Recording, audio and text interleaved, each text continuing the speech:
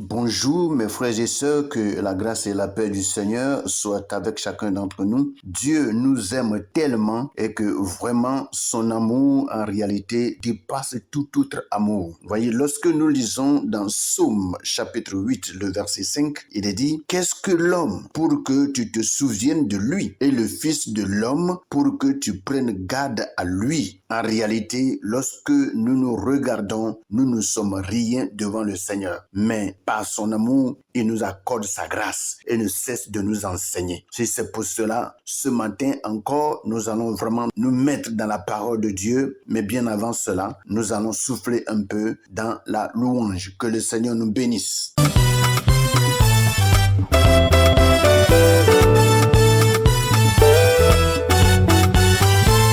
Aïe aïe aïe, Jésus est bon, Il est bon. oh Jésus est bon, Il est bon. oh mon Rédempteur est bon, Il est bon. Jésus est bon, Il est bon. aïe aïe aïe il est, Aïe aïe aïe il est. oh aïe aïe aïe il est bon, Aïe aïe aïe il est. aïe aïe aïe il est, Aïe aïe aïe il est. oh aïe aïe aïe il est bon, Aïe aïe aïe il est bon. aïe aïe aïe Jésus est bon, Il est bon. oh Jésus est bon, Il est bon. oh Emmanuel est bon, Il est bon. oh Jésus est bon, Il est bon. aïe aïe aïe il est bon, Aïe aïe aïe il est. oh aïe aïe aïe il est bon, Aïe aïe aïe il est. aïe aïe aïe il est, Aïe aïe aïe il est. oh aïe aïe aïe il est,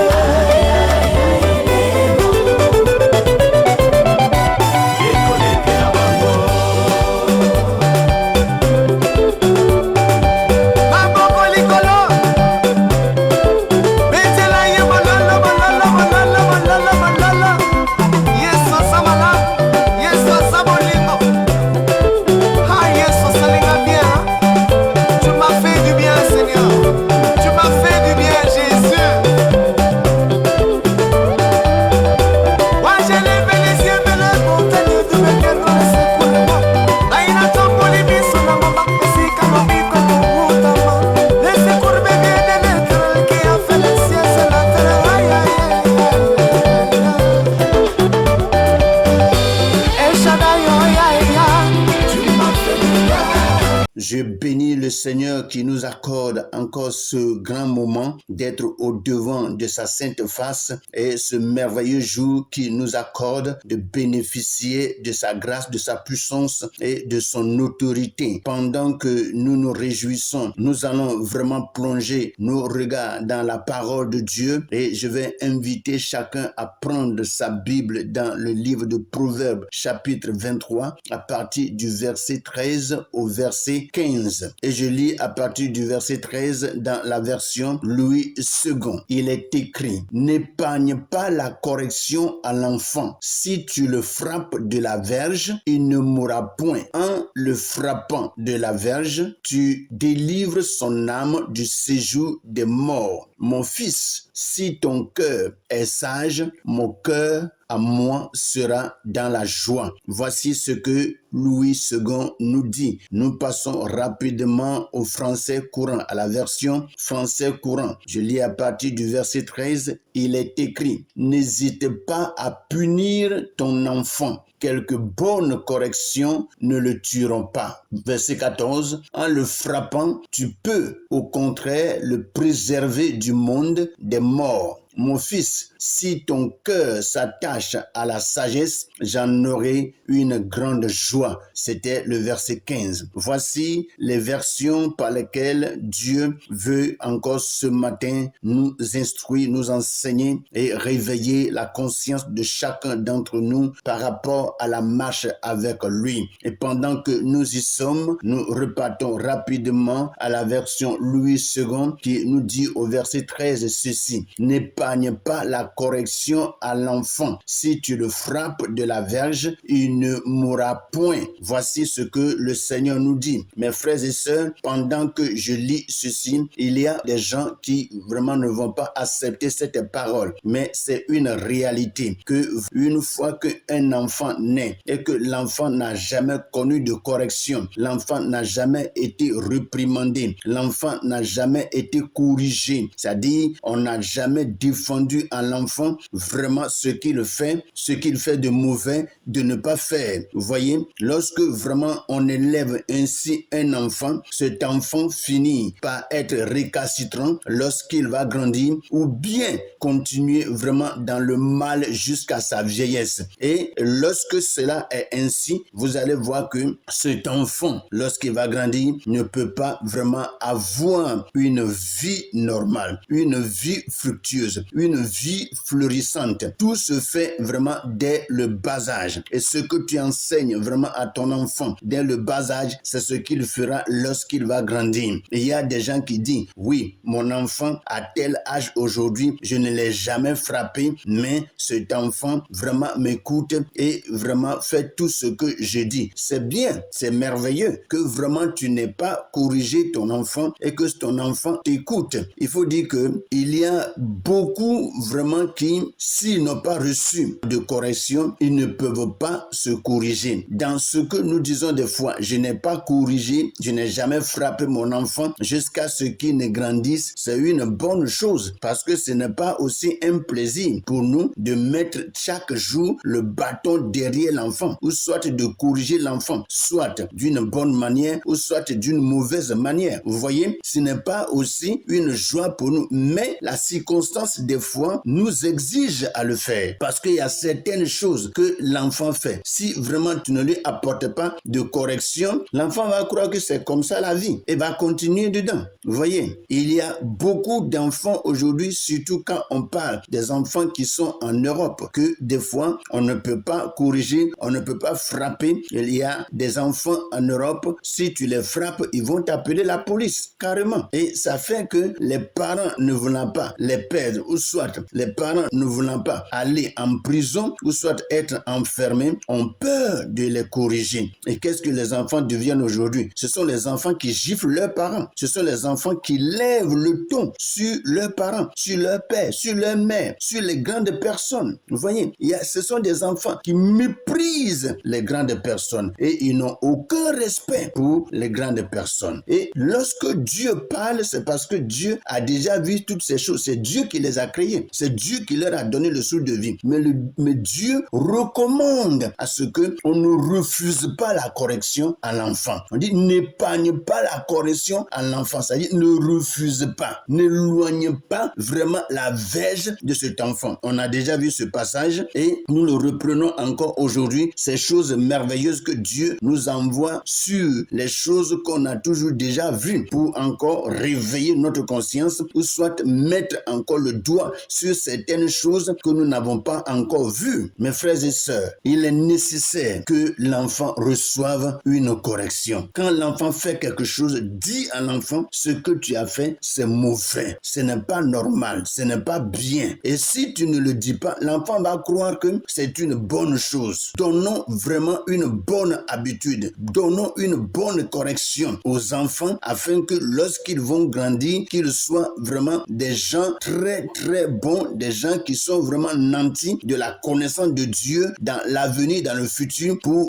un monde nouveau rempli de sagesse et de connaissance. Un enfant, c'est l'homme de demain, c'est le pays de demain, vous voyez? Et c'est par là que nous allons avoir des docteurs, des ministres, des présidents, nous allons avoir des députés de demain. Mais s'ils n'ont pas une bonne instruction, qu'est-ce que le pays va devenir? Et c'est pour cela qu'il faut vraiment les corriger. Il faut les corriger. Il dit n'épargne pas la correction à l'enfant. Si tu le frappes de la verge, il ne mourra point. Si tu le frappes de la verge, il ne mourra point. En réalité, il y a aussi plusieurs manières de frapper. Vous voyez, je l'avais déjà dit que lorsque vraiment vraiment on corrige un enfant, on ne corrige pas l'enfant avec la méchanceté. Il ne faut pas t'en prendre à l'enfant. Il ne faut pas qu'il va avoir un problème dans la famille et tu vas déposer ça sur la tête de l'enfant. Mais à cause vraiment de ce que soit la mère t'a causé, ou soit que le père t'a causé, toi la mère, tu vas frapper l'enfant au sang, ou soit toi le père, tu vas frapper l'enfant au sang. Non, il faut seulement donner des corrections. Voyez, un nombre de bâtons dans les mains, un nombre de bâtons sur les fesses, et l'enfant se réveillera et l'enfant comprendra que ce que j'ai fait, c'est mauvais. Les enfants comprennent mieux que nous, les adultes, parce que les adultes sont récalcitrants. Et étant adulte, des fois, on n'aime pas qu'on nous corrige, mais l'enfant accepte vraiment la correction. Vous voyez? Donc, c'est pour cela, il faut amener l'enfant à connaître que ce qu'il a fait de mauvais est vraiment mauvais et qu'il cherche à faire ce qui est bien. Alléluia. Vous voyez? N'épargne pas la correction à l'enfant. Si tu le frappes de la verge, il ne mourra point. Il dit, en le frappant de la verge, tu délivres son âme du séjour des morts. En le frappant de la verge, tu délivres son âme du séjour des morts. Pourquoi? Parce que l'enfant peut aller faire des choses qui peuvent l'amener à la mort. Et s'il meurt sans connaître Dieu, s'il meurt sans connaître le Seigneur, où il va? Il va au séjour des morts. Il va vraiment en enfer. Vous voyez? Et très souvent, il faut vraiment que nous arrivons à corriger les enfants. Et en le faisant, on les écarte de la mort. Parce que on les a mis au monde pour qu'ils vivent. Et que demain, nous puissions aussi bénéficier de tout ce qu'ils feront comme travail et qu'ils puissent aussi nous en donner. Vous voyez? L'enfant, c'est une semence. Et nous le savons tous bien. Et c'est pour cela, il faut corriger l'enfant pour que la semence que tu as déposée dans la terre puisse donner de bons fruits. Cela est vraiment normal. Donc, mes frères et sœurs, retenons bien vraiment la parole de ce matin et que Dieu davantage nous enseigne là-dessus. En le frappant de la verge, tu délivres son âme du séjour des morts. Mon fils, si ton cœur est sage, mon cœur à moi sera dans la joie. Tout enfant qui fait ce qui est bien réjouit le cœur de son père. Tout enfant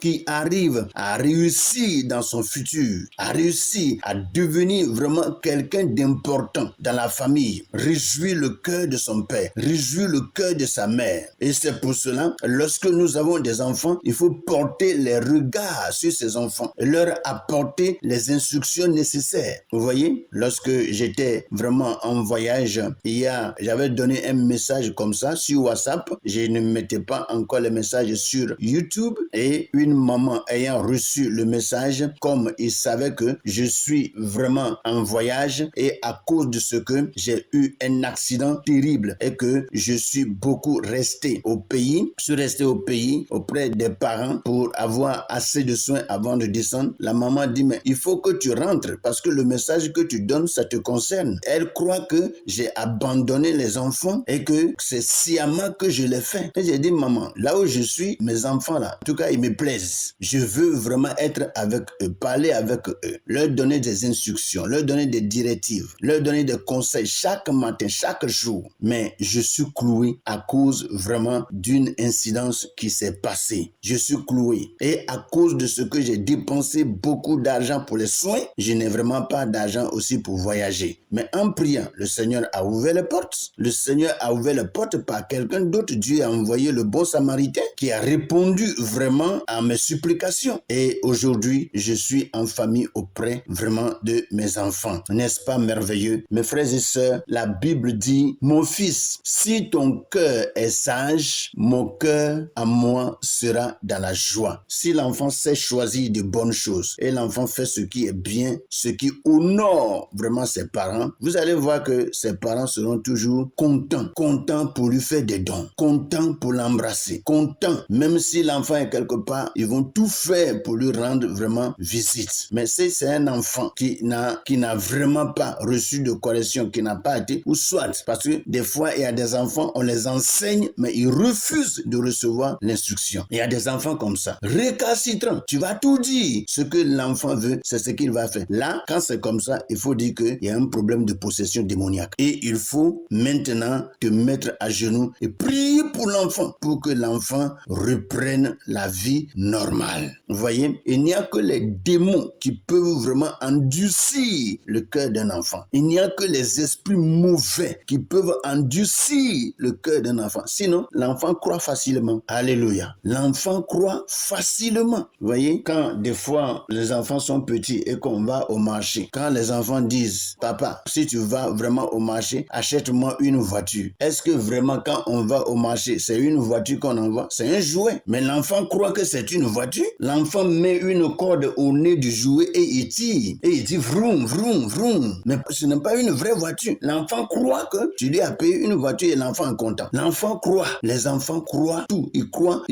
facilement. Mais quand on est adulte là, on est incrédule, on est endurci. On veut faire des fois ce qui est dans notre cœur. Mes frères et sœurs, portons nos regards sur les enfants et que les enfants se donnent vraiment à ce qui est sage. Et dis, mon fils, si ton cœur est sage, si son cœur est dans la connaissance, si son esprit est plongé dans la parole de Dieu, est plongé dans la voie de Dieu, est plongé dans le chemin de la vie, en tout cas, ton cœur aussi sera dans la joie. Que Dieu fasse en sorte que nos enfants nous communiquent la joie au nom puissant de Jésus-Christ. Le français courant nous dit ceci: n'hésite pas à punir ton enfant. Quelques bonnes corrections ne le tueront pas. En le frappant, tu peux au contraire le préserver du monde des morts. Mon fils, si ton cœur s'attache à la sagesse, j'en aurai une grande joie. Vous voyez, il faut vraiment que nous ayons une grande joie lorsque nous voyons nos enfants réussir, avancer, progresser